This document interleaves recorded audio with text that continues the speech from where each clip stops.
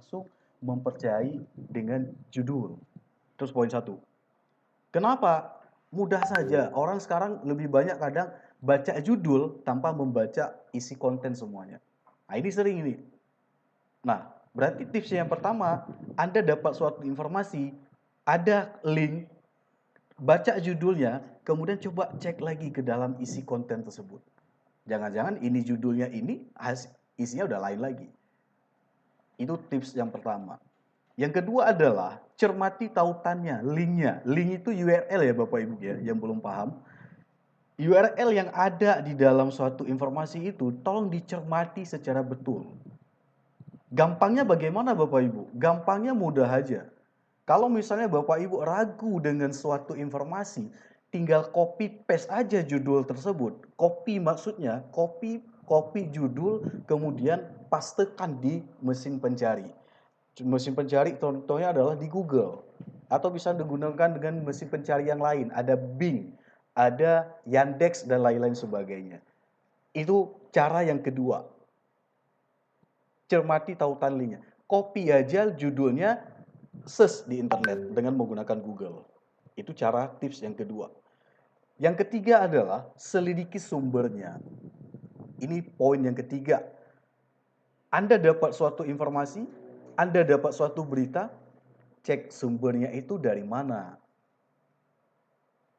Biasanya suatu media itu pasti lengkap. Kalau suatu media yang kredibel, dia akan memaparkan di situ lengkap dia identitasnya. Letak alamatnya di mana, tentang media itu siapa, pimpinannya siapa, dan semua profil-profil media itu disebutkan di dalam situs atau website media tersebut. Jadi, langkah ketiga, selidiki sumbernya. Baik. Yang ketiga, yang keempat adalah tips yang keempat. Amati jika ada format beritanya tidak wajar. Ada berita yang langsung provokatif. Atau ada berita yang bisa langsung nulis gitu ya. Di dalam konten itu ejaannya itu asal langsung nulis-nulis aja kayak gitu. Maksudnya kesalahan eja itu banyak sekali. Ada bahasa-bahasa janggal yang memang ada di dalam isi konten tersebut. Itu tips yang keempat. Cek, amati format beritanya. Ini paling penting. Apalagi di sini saya lihat tadi ada beberapa dari guru ya, dari ibu-ibu guru yang memang atau dari bapak guru, perhatikan ejaan di dalam isi konten tersebut. Mungkin Bapak Ibu paham bagaimana suatu ada kesalahan eja ataupun bahasa-bahasa yang janggal. Next, cek fotonya. Foto gampang ngeceknya. Bapak Ibu mungkin sering menggunakan Google Images. Atau yang paling lebih teknis lagi adalah lebih hebat lagi Yandex Image. Nanti akan saya coba kasih contoh. Cek fotonya gitu. Jangan sampai kita terkecoh dengan foto. Ada foto yang sama tapi judulnya beda-beda. Nah, gunakan cek fotonya dari mana sumber. Biasanya itu akan ditampilkan. Yang terakhir adalah cek tanggalnya. Ini tips yang selanjutnya, cek tanggalnya. Ada informasi terkadang dari tahun 2000 atau tahun 1900 kadaluarsa, tetapi masih di-share untuk yang masa sekarang. Cek tanggalnya jangan lupa. Itu sangat penting juga. Terakhir, bandingkan dengan berita yang lainnya. Caranya bagaimana Bapak Ibu? Anda mendapatkan suatu informasi, copy, pastekan di internet atau misalnya di mesin pencari. Kemudian coba bandingkan. Bandingkan kira-kira di situ nanti akan muncul dari yang Bapak Ibu cari itu apa-apa aja dari sumber-sumbernya yang bagaimana. Nanti akan ada perbedaan-perbedaan untuk memastikan bahwa informasi tersebut benar atau hoax. Itu pasti akan muncul. Nah, itu tipsnya. Oke ya Bapak Ibu ya, itu tips. Nanti akan saya coba demokan bagaimana caranya. Oke, saya next. Bapak moderator, kalau saya ada kendala di suara, mohon di feedback balik ya. Baik, baik. Sejauh ini lancar nih Pak Ridwan. Oke. Oke, saya next. Nah, coba perhatikan. Ini adalah salah satu informasi yang sangat sering muncul di grup WhatsApp kita. Saya ini copy paste dari grup WhatsApp.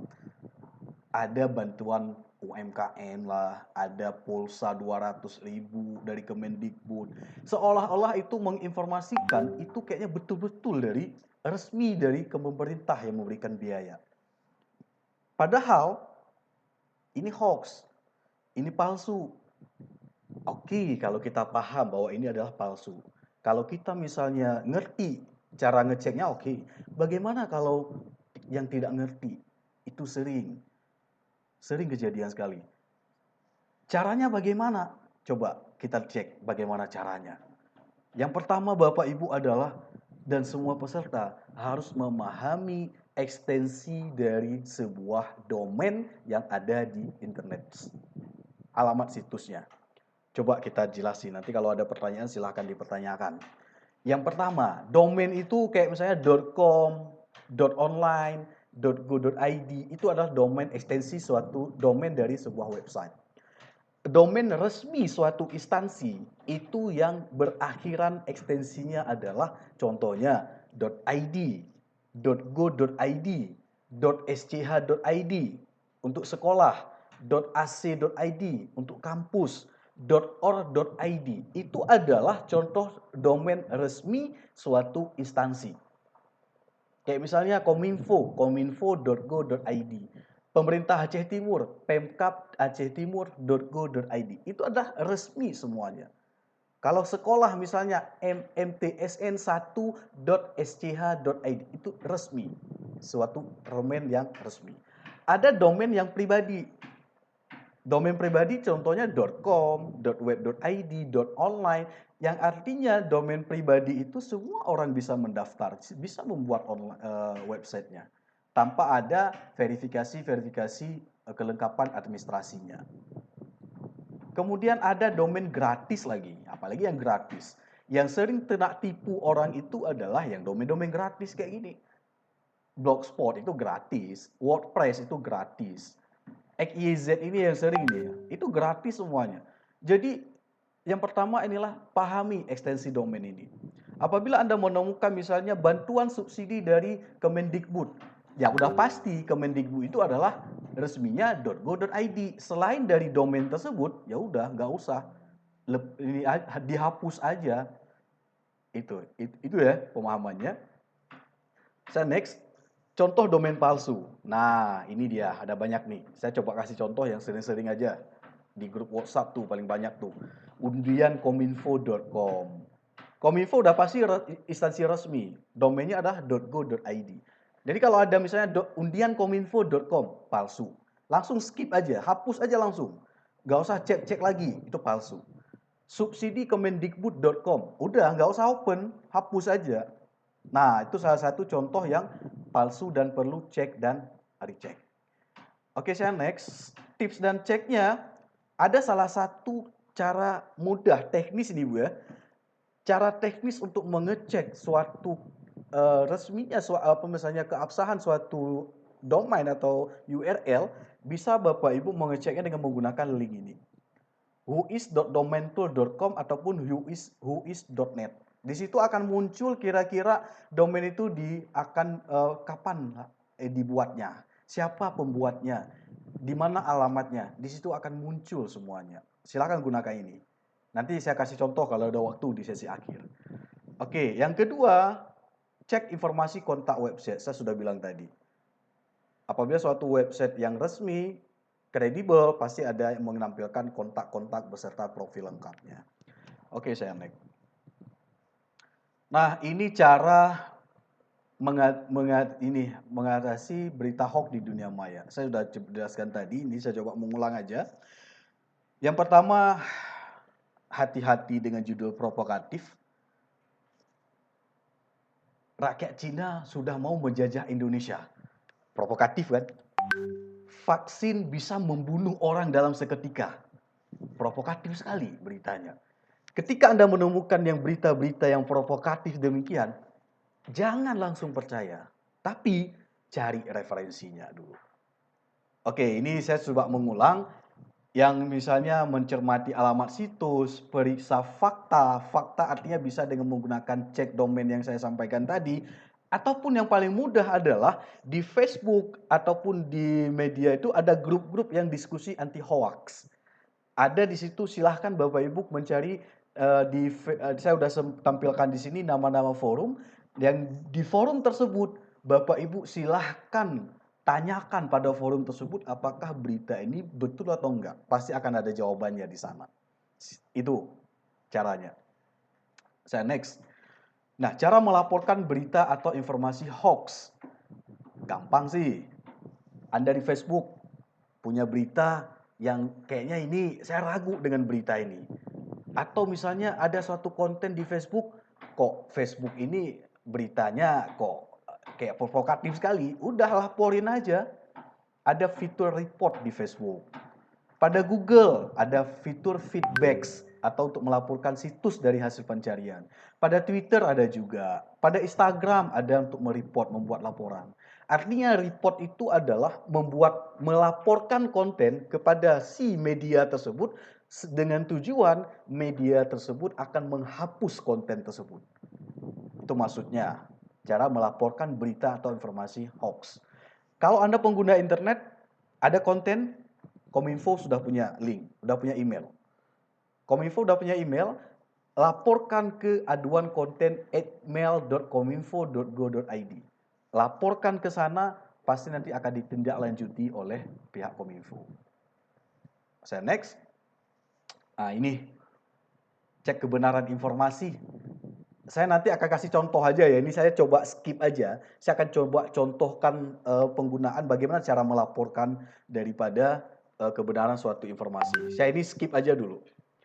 Oke, yang ini contoh-contoh hoax di sekitar kita. Ada banyak itu, intinya ketika Anda menemukan berita-berita khususnya di grup WhatsApp, jangan langsung klik. Jangan langsung klik, lihat dulu. Itu kuncinya di situ satu. Jangan klik dulu. Itu satu. Kemudian ini contoh infodeminya, bagaimana contoh-contoh konten-konten hoax, dan contoh satu judul yang provokatif. Artinya ketika Anda menemukan berita kayak gini, udah cek and recheck terlebih dahulu. Oke, saya ini alur ketika kita menemukan suatu informasi. Cek, benar, lanjut. Kalau salah, itu berarti hoax, udah selesai. Nggak usah share-share lagi, cukup di Anda aja. Apabila itu memang mendapatkan konten hoax. Oke, tipsnya baca, teliti, share. Baca jangan hanya judul, baca isi konten semuanya. Teliti, cek sumbernya dari mana. Share jika manfaat. Jika nggak manfaat, udah hapus. Selesai masalah. Anda juga sudah tidak menyebarkan dosa. Anda sudah membuat satu kebaikan. Oke, Pak Moderator, saya akan coba demokan ya bagaimana cara mencari-cari informasi dengan menggunakan internet ya. Mudah-mudahan masih ada waktu ya. Boleh, boleh. Boleh ya? Baik, Mas. Masih. Masih ya, oke. Ini nampak di ini. Nampak saya buka Firefox. Nampak, Mas Moderator? Firefox-nya belum. Belum ya? Bentar ya. Oke, nampak? Ya, udah nampak. Udah ya? Oke, baik. Saya akan coba demokan bagaimana melihat suatu informasi. Kalau misalnya di Google, Anda menemukan kayak berita tadi, saya coba contohkan, Anda tinggal copy paste aja. Copy paste misalnya yang berita tadi saya coba sampaikan. Copy paste di Google, lihat data-datanya di sini. Akan muncul dari beberapa sumber yang mencerminkan itu sumbernya dari mana. Ini cara pertama, simple aja sebenarnya. Simple. Nah, ini akan banyak misalnya kayak gini. Atau misalnya yang kayak seperti tadi, yang misalnya yang berita hoax tadi, yang berita provokatif. Misalnya rakyat Cina masuk Indonesia akan menjajah, gitu. Anda di sini bisa di sini ada fakta atau hoax akan muncul di sini. Fakta atau hoax, benarkah 500.000 akan muncul di sini dengan mengcopy judulnya aja akan muncul di sini. di sini semuanya. Pasti kalau di sini hoax akan disampaikan oleh media. Nah, ini cara simpel yang pertama. Kemudian di dalam hoax ini, hoax mengenai info vaksin khususnya yang COVID, Bapak Ibu bisa mengecek di hoax.infovaksin.id.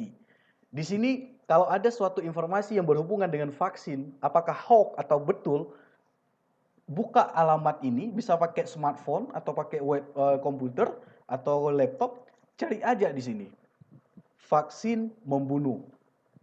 Search akan muncul di sini berita-beritanya. Salah. Apabila ada salah, hoax itu akan disampaikan di sini semuanya. Mudah. Semua orang bisa melakukan ini. Kemudian di Kementerian Kominfo juga sudah ada yang namanya laporan-laporan isu hoax. Ada di kominfo.go.id laporan isu hoax. Di sini juga sudah ada ragam informasi berita-berita hoax yang muncul di internet ataupun di grup WhatsApp, di Facebook. Di sini sudah disampaikan pembenarannya oleh pihak Kominfo. Ada banyak di sini. Cek di sini. Apakah informasi yang Bapak Ibu terima ada di sini? Kalau ada, udah pasti itu hoax. Kalau udah hoax, udah cukup selesai. Hapus aja. Baik, Ridwan. Oke, satu lagi Bapak, satu lagi ya. Ya, nampaknya ini udah habis kita. Untuk domain, Bapak Ibu bisa Boleh. mengecek di domain tool. Di domain tool di sini misalnya kayak tadi saya coba search yang ukmnasional.online. Search di sini. Kalau search, Bapak Ibu bisa akan ditampilkan di sini kira-kira itu domainnya itu, coba lihat.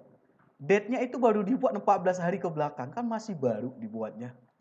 Jadi kalau udah pastikan kalau baru kemarin, baru dibuat, itu udah pasti salah. Di sini juga akan muncul siapa dari, masa IP location-nya di tag dari California. Ini akan ditampilkan semuanya di sini. Oke ya. Ini sebenarnya saya mau contohkan lagi ada yang virus, ada bagaimana mengecek yang ini kayaknya ranahnya Mas Fajar nanti, Mas Ajay untuk menginikan semuanya. Oke, saya pikir cukup ya untuk pembahasan saya. Intinya yang mau saya sampaikan, hati-hati dengan informasi sekarang. Cek, recheck, baca, teliti, kalau share bermanfaat share, kalau tidak bermanfaat hoax, oke, delete, selesai masalahnya. Oke, Mas Yoga, cukup. Mohon maaf kalau ada kekurangan. Silahkan nanti kalau ada pertanyaan, insya Allah akan saya jawab. Saya kembalikan kepada Mas Yoga selaku moderator.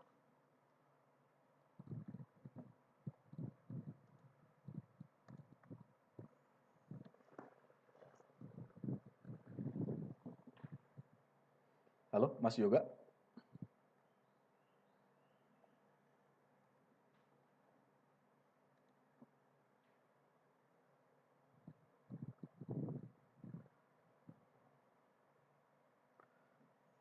Halo.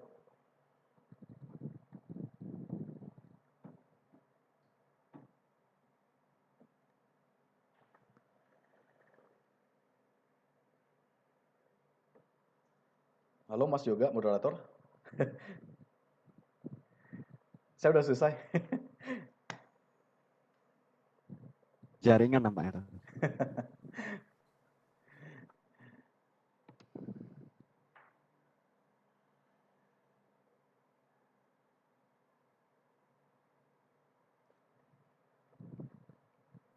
Atau mungkin panitia bisa menghandle.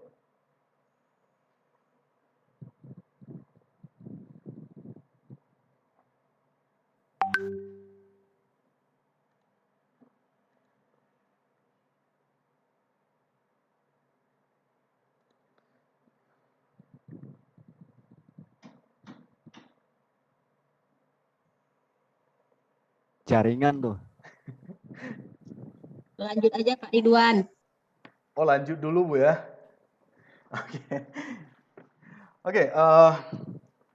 Oke, kalau mau disuruh lanjutkan, apa ya mau saya sampaikan lagi? Ini double Bang Ridwan. Langsung dari Oh iya nih Kang aja.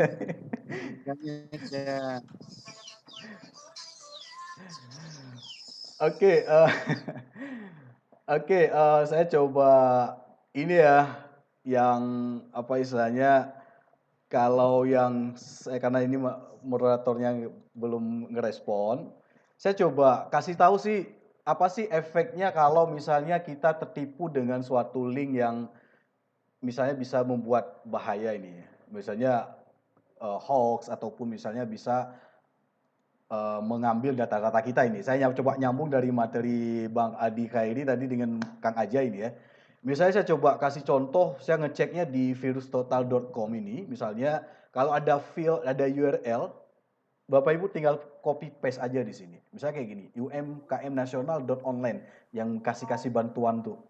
Anda search aja di sini, pasti di sini akan muncul, kan muncul gitu. Hati-hati di situ. Kalau misalnya itu linknya itu Baik, Pak berbahaya. Ridwan, mohon izin, waktunya sudah. Oke.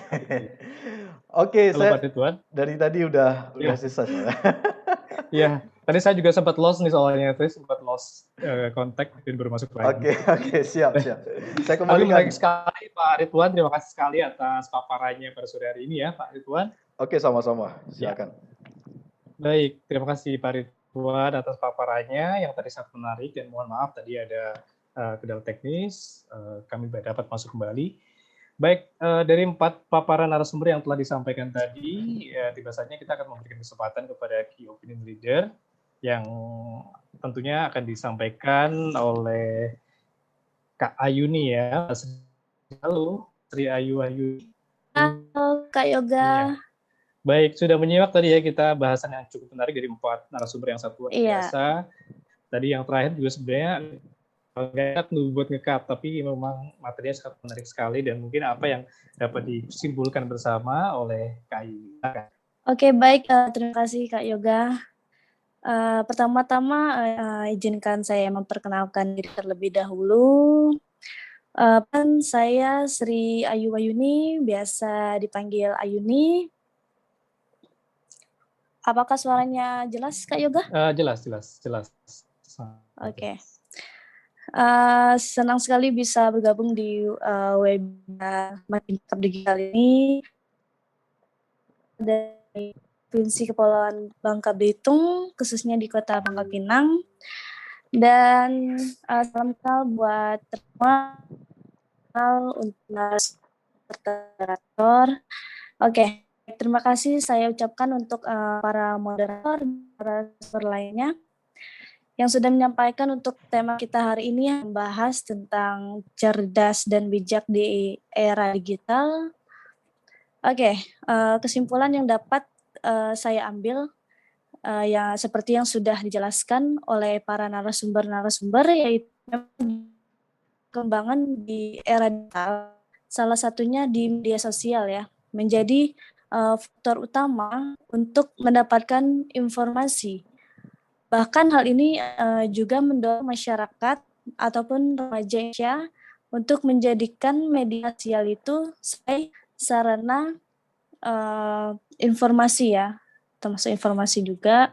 Dan tadi juga sudah dijelaskan oleh para narasumber mengenal salah satunya ada mengenal lebih jauh tentang Undang-Undang ITE terkait pelindungan data pribadi.